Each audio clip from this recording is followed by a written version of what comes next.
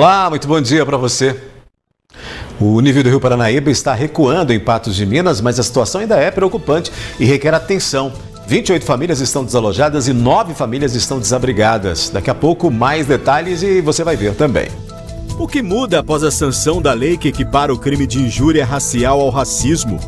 Prorrogado o período de matrículas para a rede estadual de ensino. Moradores do bairro São José Operário pedem que a prefeitura reveja medidas relacionadas à cheia do Paranaíba.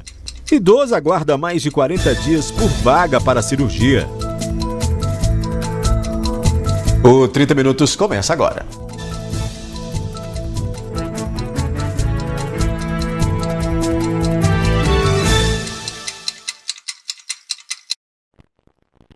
Já entrou em vigor a lei que equiparou o crime de injúria racial ao racismo no Brasil. Mas, afinal, na prática, o que muda? É o que a gente mostra agora.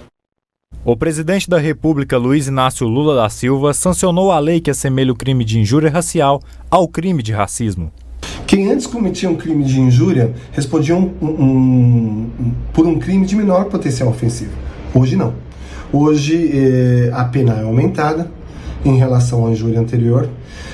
Essa pessoa que podia responder ao processo em liberdade pagando uma fiança perdeu esse direito, ou seja, o crime passa a ser inafiançável e também imprescritível, ou seja, não há mais prazo para que se possa mover uma ação contra esse agente. Racismo no Brasil só foi considerado em 1982 por meio da última Constituição escrita no país. A diferença entre injúria racial e racismo baseia-se primeiramente, que a desonra ela acontece contra alguém, no caso da injúria, por sua cor, raça, etnia ou procedência nacional. Já no racismo, é especificamente sobre uma coletividade, não é sobre alguém, e sim sobre uma coletividade. Toda lei que é inserida na sociedade, né, a gente precisa ver isso com o decorrer dos anos, né? Então, assim, a gente precisa enxergar como que a sociedade vai receber isso, né? E como que o que vai acontecer nos meios judiciais, né? Então, assim, o fato de ter uma lei não significa que ela vai ser cumprida, né? Então, a gente tem a esperança de que agora a gente conserte aí alguns furos judiciais que a gente tinha até então. Agora a pena para quem comete injúria racial passa a ser de 2 a 5 anos com reclusão. Antes, a pena era de 1 a 3 anos. Existem algumas ocasiões em que a pena pode ser dobrada.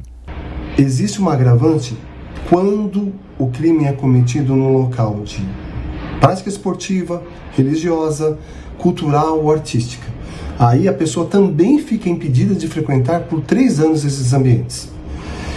Existe, agora, com relação à majoração da pena, ela pode ser majorada em metade, ou seja, metade de 2 a 5 anos, mais metade quando for praticada em concurso de agentes, ou seja, 2 ou mais pessoas. Pode ser majorada de 1/3 à metade quando for praticada em um ambiente de recreação, diversão ou descontração.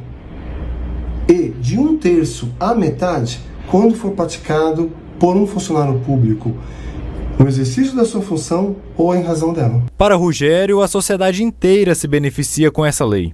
O beneficiado dessa lei não é a comunidade negra, é toda a sociedade brasileira. Se a gente tem uma sociedade brasileira que exclui 54% da sua população, esse país não vai para frente nunca. Então, um país que exclui 54% da sua população, que não tem uma lei que tipifica, que puna, né? Então a gente tem que pensar dessa forma, né?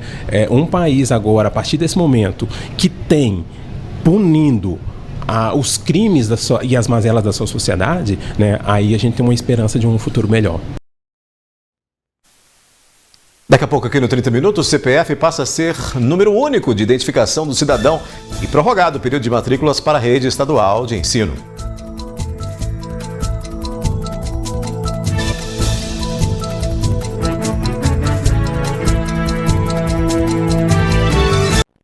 O ano já começou e você ainda não realizou o seu check-up? Então faça agora o check-up homem e check-up mulher na Mais Exames. Veja aí o recado da Stephanie para você.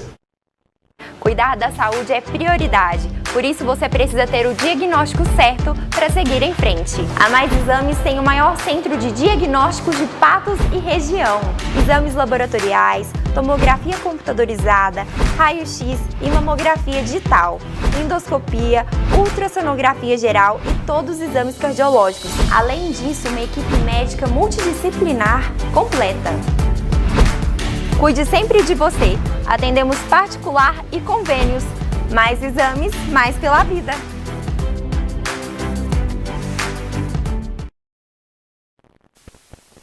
A gente mostra agora o drama de uma família que se mudou para Patos de Minas em busca de uma vida melhor, mas vem encontrando dificuldades para se manter. Foi ganhando apenas R$ 25 por dia para sustentar uma casa com 6 pessoas que a Rosângela viu que era hora de dar adeus ao estado do Pernambuco.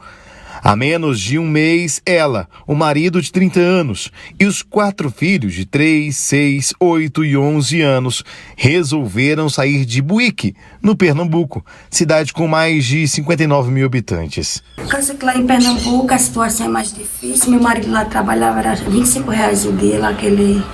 Nós passávamos muita dificuldade lá, vivia mais do Bolsa Família. E vocês cansaram? 4 crianças. Aí tem uma prima dele que mora aqui, aí nós veio pra cá. E quanto tempo que vocês estão aqui? Tem uns 20 dias que nós estamos aqui. E como foi a recepção em Patos de Minas?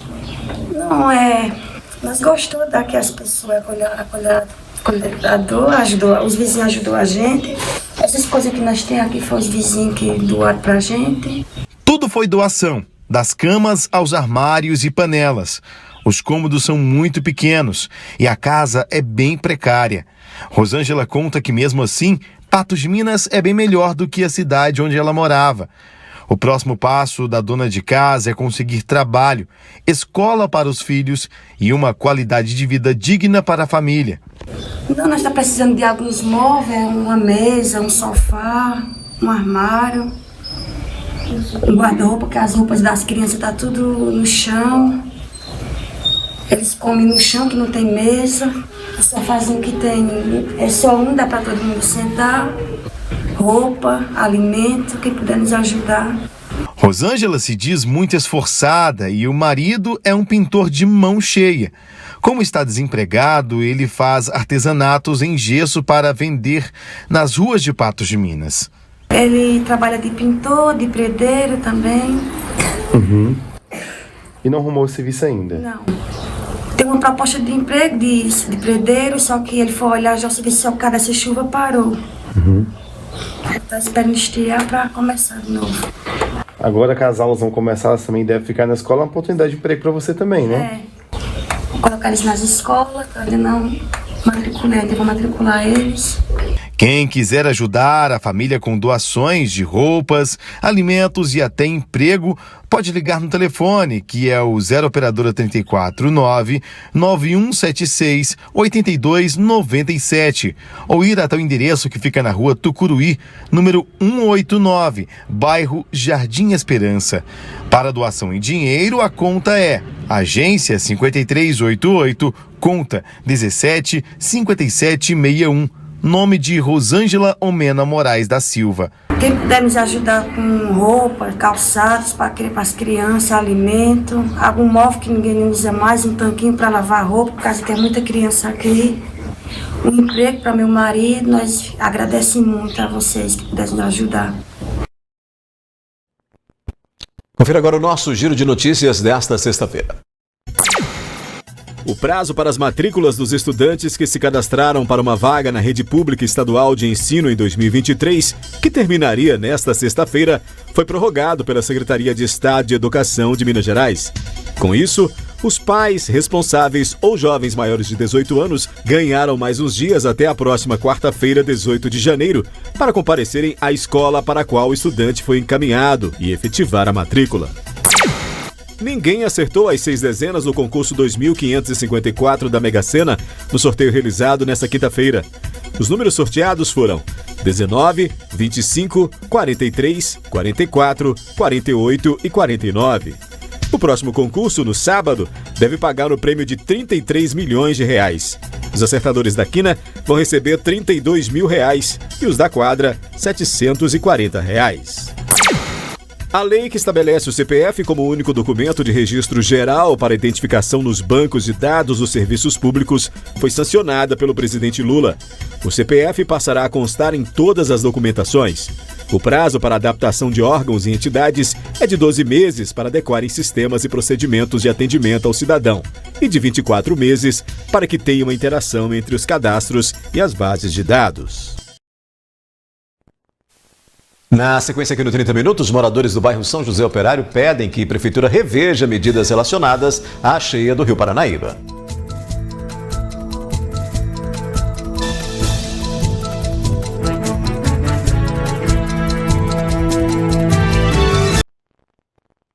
O nível do Rio Paranaíba está recuando em Patos de Minas, isso considerando de ontem para hoje, né? De acordo com o monitoramento do Corpo de Bombeiros, até às 22 horas de ontem, a medição apontava 10 metros e 19. Às 6 da manhã desta sexta-feira, o volume de água tinha baixado 5 centímetros e por volta das 9 da manhã de hoje, reduziu para 10 metros e 12. A situação ainda é preocupante e requer atenção, né? Até esta quinta-feira, o boletim da Central de Atendimento às Vítimas das Enchentes em Patos de Minas contabilizava 28 famílias desalojadas e em um total de 87 pessoas. Os dados mostram também que 9 famílias estão desabrigadas, o que totaliza aí pelo menos 22 pessoas. E olha só, no bairro São José Operário, alguns moradores não concordam com as medidas tomadas pela Prefeitura em meio à cheia do Rio Paranaíba.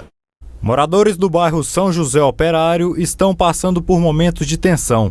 Algumas casas do bairro estão na zona de emergência, que já foram afetadas anteriormente pelas enchentes do Rio Paranaíba. Está correndo risco, está perigoso. A gente não sabe se pode vir de uma vez, invadir, né? Se a gente estiver dormindo nessa água, pegar nós lá, né? Essa noite não dormi, não, fiquei acordado a noite inteira, desmanchando trem, guardando, tirando as paredes, para ver se tinha uma solução hoje. A ansiedade demais por estar vendo a água chegar, por não ter condições financeiras e nem psicológica, né? Aí eu tenho um problema de coração, a ansiedade chegou, eu fui para o hospital, fiquei a noite inteira lá. Por quê?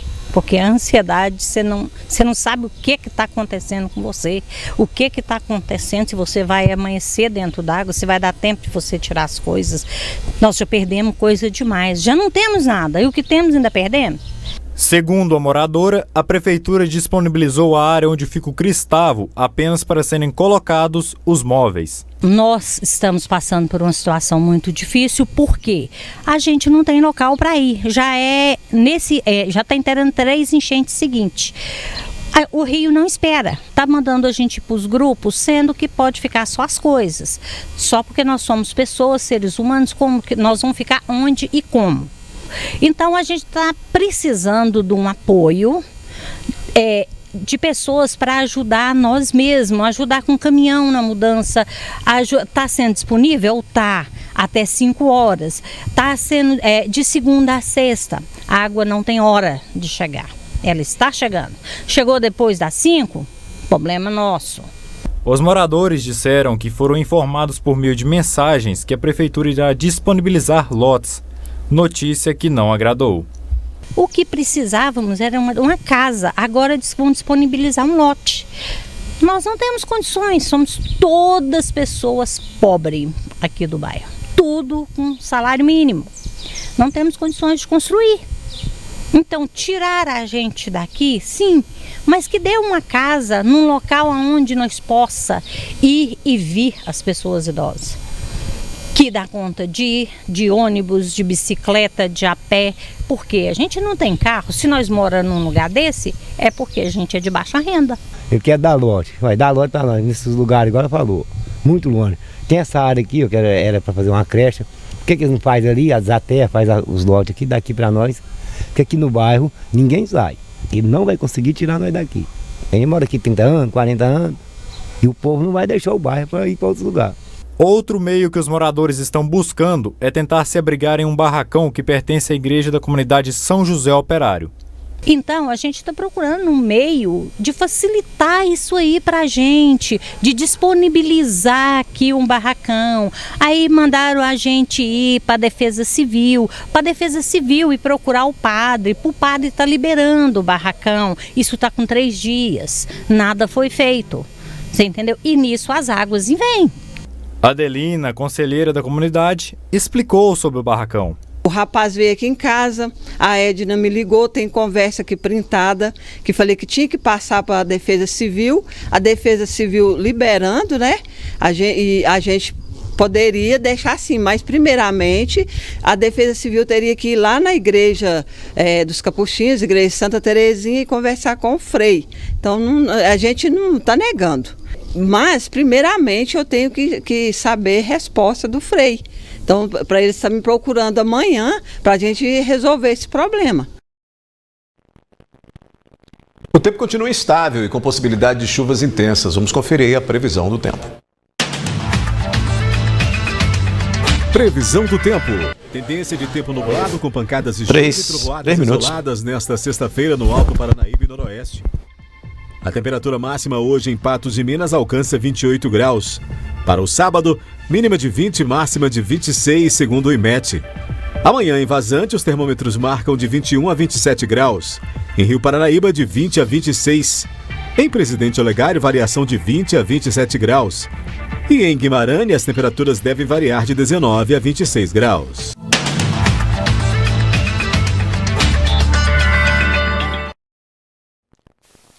Olha, a seguir aqui no 30 Minutos, a gente mostra que idoso aguarda mais de 40 dias por vaga para a cirurgia.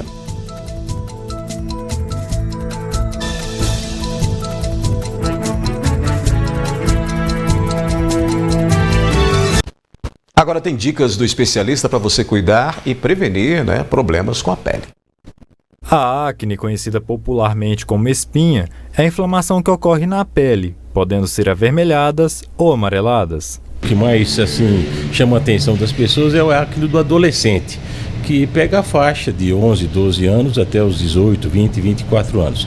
Essa acne do adolescente, ela é uma acne, é um tipo de espinha eminentemente causado pelas questões hormonais, que faz a pessoa crescer, desenvolver, se transformar numa pessoa adulta, e esses hormônios fazem com que a pele produza muito sebo, muita gordura.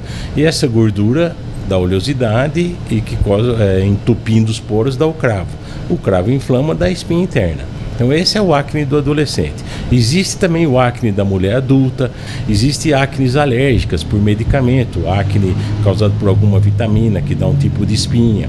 Enfim, a gente quando vai analisar um paciente, vê a idade, a queixa, o objetivo, e a gente faz o diagnóstico da acne. Muitos adolescentes costumam seguir tutoriais da internet que dizem prevenir o aparecimento de novas acnes na pele.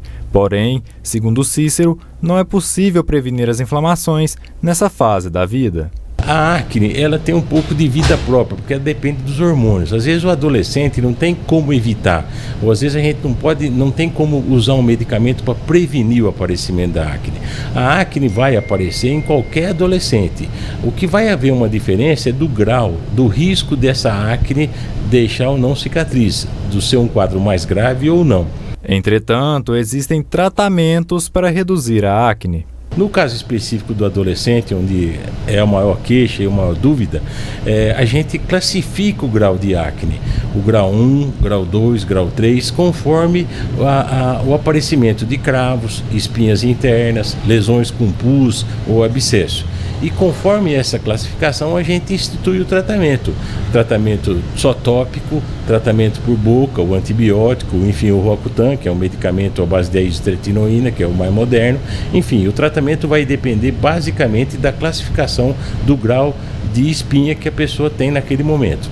O dermatologista faz o alerta para quem costuma eliminar a acne espremendo com os dedos. A cicatriz, sim, ela pode ser evitada primeiro fazendo o tratamento correto na hora que aparece, no momento certo que aparece as lesões inflamadas, antes de se tornarem abscessos e aquela formação com pus. E também é muito comum a cicatriz pela manipulação, pelos cutucões que o próprio adolescente faz, ou algum parente ou alguma esteticista menos avisado que vai fazer as tais limpeza de pele, que é hoje um meio controverso a limpeza, porque a gente tem medicamento que faz isso sem agredir, sem cutucar, sem manchar a pele. Após mais de 40 dias de espera, a família de um idoso de 66 anos reclama da demora para conseguir procedimento cirúrgico. Herculano Mendes Neves tem 66 anos e está internado na UPA desde o dia 30 de novembro de 2022, após ter sofrido um infarto agudo no miocárdio. Devido à demora para a liberação da vaga para uma cirurgia que o idoso necessita, a família procurou pela reportagem da NTV em busca de celeridade no processo. Ele estava na minha casa, ele sentiu uma dor no peito, falta de ar, eu trouxe ele para cá. Aqui foram feitos os primeiros exames que diagnosticou que ele estava infartado. Foi pedido o cateterismo, a gente conseguiu o dinheiro, pagamos, e nesse cateterismo diagnosticou que as 3 principais veias dele está entupida e precisa fazer essa cirurgia. Porém, nós já estamos aqui aguardando a cirurgia há 42 dias, faz hoje, e nada de cirurgia. Entrei na justiça, não resolveu, e o que a gente quer mesmo é que a cirurgia saia, porque aqui ele pegou Covid também. Assim, ele ficou internado, 5 dias depois ele foi diagnosticado com Covid. Foi outro problema, ele ficou no isolamento e a gente teve medo de acontecer o pior, né, por causa do estado de saúde dele, e agora ele está bem. É o momento certo de fazer a cirurgia, porém a cirurgia não sai. Na rede privada, a cirurgia cardiovascular que Herculano necessita custa cerca de R$90 mil, dinheiro que a família do idoso não dispõe. O procedimento é realizado gratuitamente pelo SUS em Belo Horizonte ou em São Sebastião do Paraíso. Com a demora para a liberação da vaga, Juliana chegou a entrar na justiça, porém não obteve êxito. O resultado é que o juiz negou, alegando que a fila do SUS é extensa e que tem que aguardar mesmo. Porém, eu já estou com 3 laudos médicos que reafirma que meu pai corre risco de vir a óbito a qualquer momento. Ela teve ontem lá, o juiz ainda riu da cara dela, ainda falando que aqui na cidade o prefeito Falcão só faz as coisas, os vereadores, só na época de política. Porque assim, porque a prefeitura, se a UPA não pode resolver, a prefeitura pode resolver. Mas para isso resolver, é só o juiz pegar e assinar. Mas o juiz foi e ficou rindo assim, falou, não, mas eu não posso assinar, porque é um valor de 100 mil, já pensou se todo mundo vir cá com um valor de 100 mil para pagar, e o prefeito não autoriza. Eu tô achando que ele é até amigo do prefeito, porque por isso que ele não quer autorizar. Ele ficou até rindo da cara dela. Indignado, Adailton Neves, que também é filho de Herculano, alega que o idoso tem sofrido descaso das autoridades e cobra por providências, pois teme pelo pior. Da forma que ele está aqui, ele está com 3 veias entupidas. A qualquer momento ele pode morrer aqui dentro, entendeu? Então é muito difícil a situação dele que ele está. A FEMIG disse que a atenção hospitalar é regulada pela Central de Regulação Estadual, o SUS Fácil, e distribui a demanda entre as unidades da macro-região. Enquanto isso, a família fica nessa fila de espera. O 30 Minutos fica por aqui, volta segunda-feira.